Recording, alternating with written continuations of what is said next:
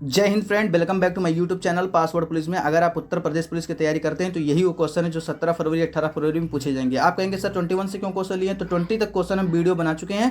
उस क्वेश्चन का जो वीडियो हम वीडियो के डिस्क्रिप्शन बॉक्स में जाकर दे दिए हैं, ठीक है ना। अगर आप उत्तर प्रदेश सब इंस्पेक्टर की भी तैयारी करने वाले हैं तो आपके लिए भी यह क्वेश्चन मोस्ट इंपोर्टेंट बनने वाला है, ठीक है ना। तो चलिए बिना किसी देरी के शुरू करते हैं दोस्तों। क्वेश्चन नंबर 21 है, संसार की छत किसे कहते हैं। तो संसार की छत पामीर नाट को कहा जाता है, जिसे पामीर का पठार भी कहा जाता है। यही वो पठार है जो तिब्बत में स्थित है, ठीक है ना। इसलिए इसको तिब्बत का पठार भी कहा जाता है दोस्तों, ठीक है। क्वेश्चन नंबर 22 समझिए। क्वेश्चन नंबर 22 कहता है हरमनप्रीत कौर किस खेल से संबंधित है। तो हरमनप्रीत कौर क्रिकेट से संबंधित है दोस्तों। किससे संबंधित है? क्रिकेट से संबंधित है। अब आते हैं क्वेश्चन नंबर 23 पे चर्चा करते हैं। क्वेश्चन नंबर 23 क्या कहता है समझते हैं। क्वेश्चन नंबर 23 कहता है निम्नलिखित कथनों पर विचार कीजिए। पहला ऑप्शन, अंतरराष्ट्रीय मानकीघरा संघ आईएसओ का मुख्यालय रोम में है। नहीं दोस्तों, रोम में नहीं है। दूसरा ऑप्शन, आईएसओ 9000 गुणवत्ता प्रबंधन तंत्र और मानकों से संबंध है। नहीं दोस्तों, नहीं संबंध है। तीसरा ऑप्शन, आईएसओ यानी 14000 पर्यावरण प्रबंधन तंत्र मानकों से संबंधित है। जी हाँ दोस्तों, ये ऑप्शन आपका सही है, ठीक है ना। चलिए दोस्तों, उसी में देखते हैं। ऑप्शन भी दिया है कि केवल 1 और 2 सही है। नहीं दोस्तों, केवल 1 और 2 नहीं सही है, केवल 3 सही है। जी हाँ दोस्तों, ऑप्शन ये सही हो जाएगा, केवल 3 सही, क्योंकि हम पहले आपको बता दिए, ठीक है ना। चलिए अब समझते हैं क्वेश्चन नंबर 24 के बारे में। क्वेश्चन नंबर 24 क्या कहता है। क्वेश्चन नंबर 24 कह रहा है भारत में पर्यावरण निशान का चिन्ह है। तो मिट्टी का जो बर्तन होता है वो भारत में पर्यावरण निशान का चिन्ह होता है दोस्तों, ठीक है ना। अगला क्वेश्चन है राज्य मानव अधिकार आयोग के अध्यक्ष की नियुक्ति कौन करता है। अगर राज्य मानव अधिकार आयोग की नियुक्ति करना है तो कौन करेगा दोस्तों? राज्यपाल करेगा, ठीक है ना। चलिए अब आते हैं क्वेश्चन नंबर 26 पे। क्वेश्चन नंबर 26 क्या कह रहा है हम उसके बारे में चर्चा करते हैं, ठीक है। तो क्वेश्चन नंबर 26 कहता है, उसके बारे में देख रहे हैं। तो क्वेश्चन नंबर 26 कह रहा है प्रथम पंचवर्षीय योजना में सर्वोच्च प्राथमिकता किसे दी गई है। तो कृषि को दी गई है दोस्तों। किसे दी गई है? कृषि को दी गई है। हाल ही में ट्रेंडिंग न्यूज़ है, ठीक है ना। किस देश के साथ भारत ने 20 जनवरी 2017 को नई दिल्ली में प्रथम द्विपक्षीय सामरिक वार्ता में भाग लिया है। तो आपकी जानकारी के लिए बता दूं कि संयुक्त अरब अमीरात दोस्तों। किसके लिए? संयुक्त अरब अमीरात से वो क्या लिया है? द्विपक्षीय सामरिक वार्ता लिए हैं। अब आते हैं क्वेश्चन नंबर 28 पे। 28 क्या कह रहा है इसके बारे में चर्चा करते हैं। क्वेश्चन नंबर 28 कह रहा है निम्नलिखित में से कौन सा एक भारत का राष्ट्रीय जलीय प्राणी है। तो भारत का राष्ट्रीय जलीय प्राणी अगर हमें पूछ रहा है तो गंगा की डॉल्फिन होता है दोस्तों। कौन होता है? गंगा की डॉल्फिन, ठीक है ना। अब आते हैं हम क्वेश्चन नंबर 29 पर। क्वेश्चन नंबर 29 क्या कहता है इसके बारे में चर्चा करते हैं। तो देखिए क्वेश्चन नंबर 29 कह रहा है 7वें वेतन आयोग की सिफारिश किस तिथि से लागू हुई है। तो 7वें वेतन की जो सिफारिश है वो 1 जनवरी 2016 से लागू हुई है दोस्तों, ठीक है ना।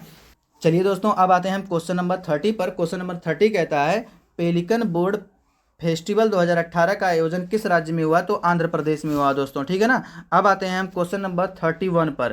क्वेश्चन नंबर 31 मोस्ट इंपोर्टेंट बनने वाला है दोस्तों, देखिएगा जरूर। अफ्रीकी विकास बैंक की 52वीं वार्षिक बैठक का आयोजन किस स्थान पर किया गया है। चंडीगढ़, गांधीनगर, कंपाला या नई दिल्ली। तो आपकी जानकारी के लिए बता दूं गांधीनगर ऑप्शन सही होगा, ठीक है ना।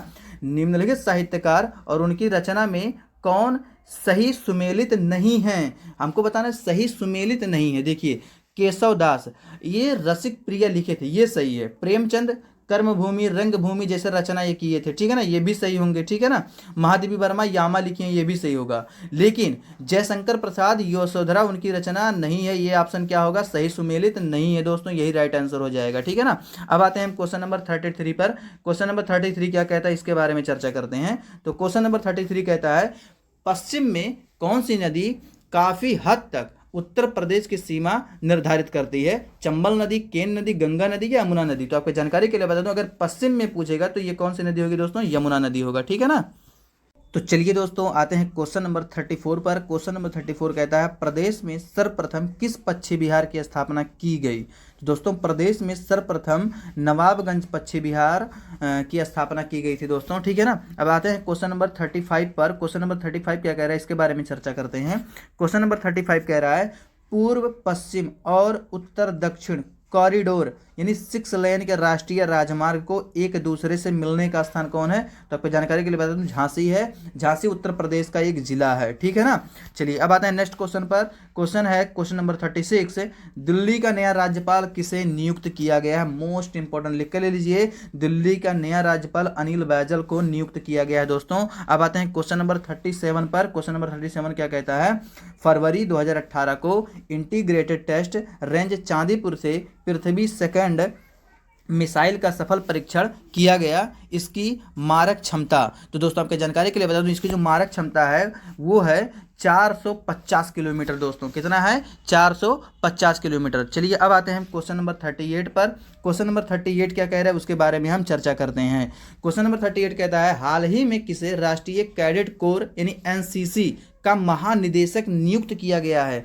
ये क्वेश्चन मोस्ट इंपोर्टेंट बनने वाला है। किसे नियुक्त किया गया है? विनोद वशिष्ठ को नियुक्त किया है दोस्तों, ठीक है ना। अब आते हैं क्वेश्चन नंबर 39 पर। क्वेश्चन नंबर 39 मोस्ट इंपोर्टेंट बनने वाला है दोस्तों। क्वेश्चन नंबर 39 क्या कहता है इसके बारे में चर्चा करते हैं। क्वेश्चन नंबर 39 कहता है, हर्षचरित निम्नलिखित में से किसके द्वारा लिखी गई है? तो आपके जानकारी के लिए बता दूं कि जो हर्षचरित है वाणभट्ट के द्वारा लिखी गई है दोस्तों। अब आते हैं, ये मोस्ट इंपोर्टेंट बनने वाला है आपके एग्जाम के लिए, जो 17 फरवरी 18 फरवरी में पूछे जाएंगे। शून्य के सिद्धांत का प्रतिपादन किसने किया? बहुत सारे लोग आपसे पूछ सकते हैं कि शून्य के जो सिद्धांत है उसका प्रतिपादन किसने किया था। तो आपके जानकारी के लिए बता दूं कि आर्यभट्ट किए थे। देखिए दोस्तों, आपको यह वीडियो कैसा लगा? वीडियो पसंद आए हो तो प्लीज़ वीडियो को लाइक करके चैनल को सब्सक्राइब जरूर कर देना। साथ ही साथ बेल आइकन को भी दबा देना, जिससे जैसे ही वीडियो अपलोड करूं तुरंत आपके पास पहुंच जाए। थैंक यू, धन्यवाद।